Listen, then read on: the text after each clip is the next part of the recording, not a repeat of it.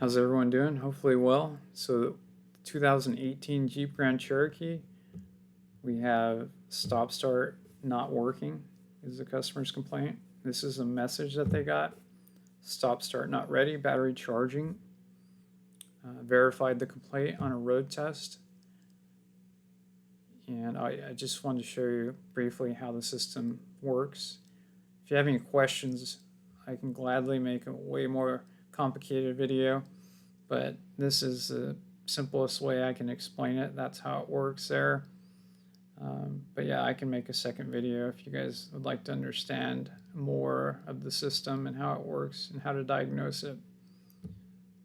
So I pulled the vehicle in. It had no trouble codes. So at that point, I could have said, oh, well, it needs batteries. Well, if it's only a couple years old, or maybe it's got new ones, then we need to have a little bit more to go off of. So the biggest thing to look at here is under the body control module, you want to look at intelligent battery sensor state of charge. If it's under 73%, that system is not going to allow stop start to occur, and it's going to say what this one said on the dash, which is batteries charging. And so now we know that something is not right with our batteries. It's unlikely that it's an intelligent battery sensor on the negative battery terminal because those fail very rarely on our cars, and when they do, it's usually reading like a really high number, like 100, 150% or something.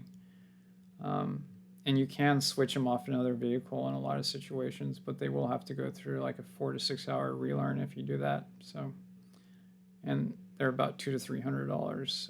I've only replaced a couple in 5 to 10 years. So I look at that and I decide, well, we need to test our batteries. So we're going to do that. Here's a common code that we do see when there's stop-start issues. And that's battery B, state of charge performance, which is the auxiliary battery.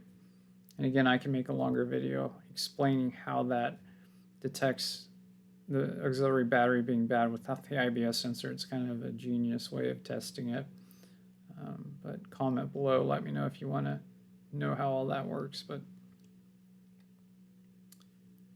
So there's our batteries under the passenger seat. You would think they'd last forever, not being around the engine compartment heat, but they last, a little bit longer than most vehicles, but not much longer. Probably because it's a lot cooler inside. Heat is a big killer on batteries. That's why you have blankets around them. Cold too. Cold, extreme cold can be hard on batteries. So there's our main battery.